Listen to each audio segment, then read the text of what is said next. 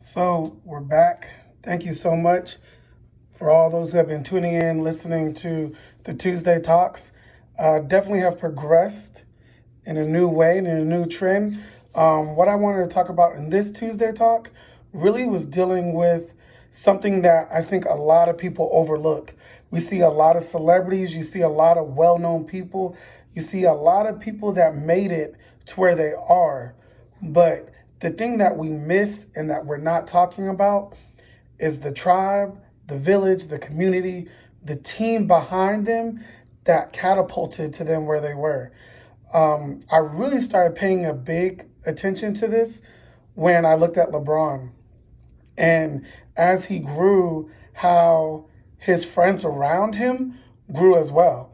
And not even on the basketball court, they just developed together. So that way, the team that he put together, centered around him, not only centered him, but also elevated him to the heights to where he's at today. And when you're doing this and when you're thinking like, what should I do or who should I have in my corner? It's people that you know at the end of the day, not only have your best interests, but at the end of the day, have to be like-minded. And that's the key thing that we miss when we're having a village or a tribe. Even if you have a mentor, you still have to have a mentor with a higher level of thinking that still is in line with your thinking. And if you do it like that, then you will be able to grow. But a lot of times what we do is we just get somebody else's mentor or you talk to somebody else because someone else told you you should listen to them. You have to be avid and persistent in finding people who are like-minded as you, who want things that you want. And I don't mean materialistic things. If you want happiness, then guess what? You want people who have achieved happiness, just smiling every day, being able to interact with different people all the time. That's what you want to be able to do. That's what you're reaching for. That's what you're grasping for. So you need to reach people and talk to people on a higher level who are doing that and who have done that. Then when you look at it on a mentorship level and we go down and now you're on a peer level, guess what?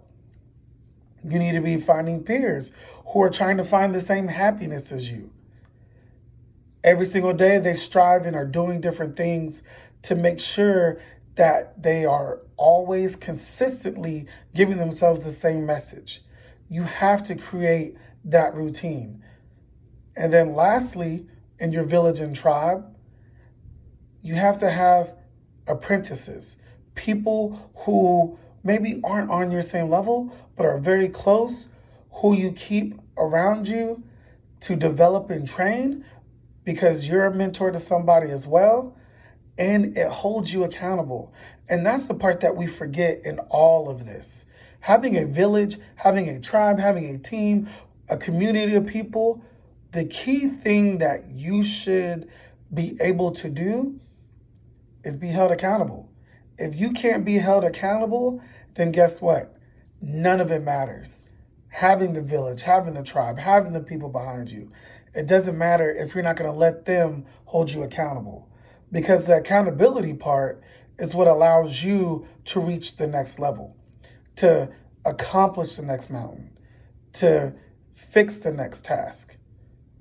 And then they transform it as well. So as you grow, guess what? Your village should grow.